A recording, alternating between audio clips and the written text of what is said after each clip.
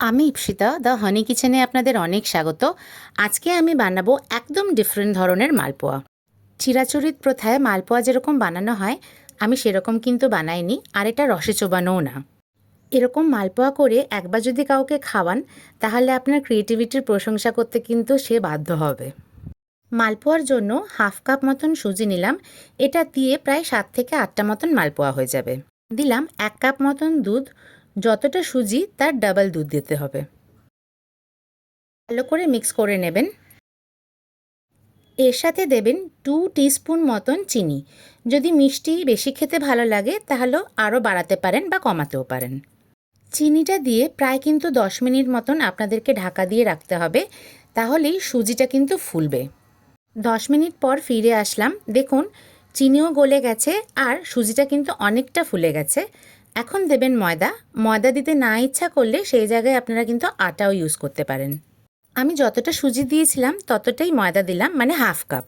ময়দা বা আটা আপনারা যেটাই দেবেন সেটা সম্পূর্ণ কিন্তু ডিপেন্ড করছে সুজির কোয়ালিটিটার ওপরে।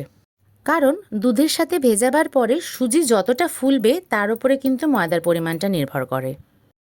আমি হাফ কাপ মতন ময়দা নিলেও কিন্তু একেবারে ময়দাটা একসাথে দিয়ে দিইনি, আপনারাও দেবেন না, অল্প অল্প করে ময়দা দেবেন। সুজির কোয়ালিটির ওপরেই কিন্তু ময়দাটা ডিপেন্ড করছে, যেমন বলেছিলাম। এখন এই মিক্সচারটা খুব ভালো করে আপনাদেরকে ফাটাতে হবে যাতে একটুও লাম্প না থাকে। দেখুন এরকম ধরনের একটা কনসিস্টেন্সি হবে, না খুব পাতলা না খুব ঘন। দেখুন হাফ কাপ মতন ময়দা নিয়েছিলাম, তার মধ্যে কিন্তু আমি প্রায় অর্ধেকটা ইউজ করেছি, মানে হাফ কাপের অর্ধেক। আরও হাফ কাপ আমার বেঁচে গেছে। এখন ব্যাটারটাতে দেবেন মৌরি। মৌরি হাত দিয়ে একটু ভালো করে ঘষে নেবেন যাতে মৌরির গন্ধটা খুব ভালো করে ব্যাটারটাতে আসে। দরকার পড়লে একটুখানি হামানদিস্তাতেও আপনারা কুটে নিতে পারেন। দিয়ে দিলাম হাফ কাপ মতন নারকেল কোড়া, আর তার সাথে সাথেই দিয়ে দেব সামান্য একটু নুন। নুনটা কিন্তু স্কিপ করবেন না, অ্যাকচুয়ালি নুনটা দিলে পরে মিষ্টির ব্যালেন্সটা খুব ভালো করে হয়।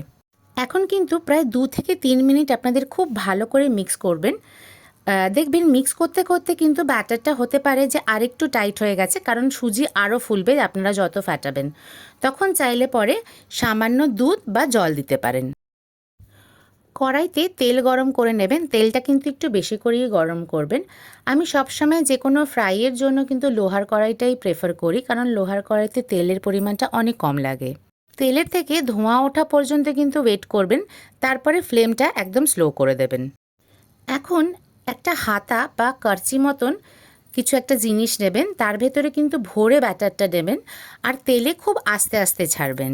খুব ফাস্ট কিন্তু ছাড়বেন না, তাহলে কিন্তু ব্যাটারটা পুরো ছড়িয়ে যাবে। তেলটা ঠিক মতন গরম হলে পরে কিন্তু ব্যাটারটা দেখুন দিয়েছি, তারপরে পুরো একদম লুচির মতন ফুলে গেছে। ভেতর থেকে নরম হবে আর বাইরে থেকে কিন্তু এটা খুব কুচমুচে হবে। দেখুন এরকম একটা জালি তৈরি হবে আর হালকা ব্রাউনিশ কালার হবে, তাহলেই বুঝবেন মালপোয়ার ভেতরটা আর কাঁচা নেই। একটা একটা করেই কিন্তু ভাজবেন, তাহলে খুব ভালো করে ফুলবে। একসাথে 2-3টে করে ভাজার চেষ্টা করবেন না, তাহলে কিন্তু ভালো করে ফুলবে না। এই মালপোয়া নরমের সাথে সাথে কিন্তু খুব স্পঞ্জি হয়।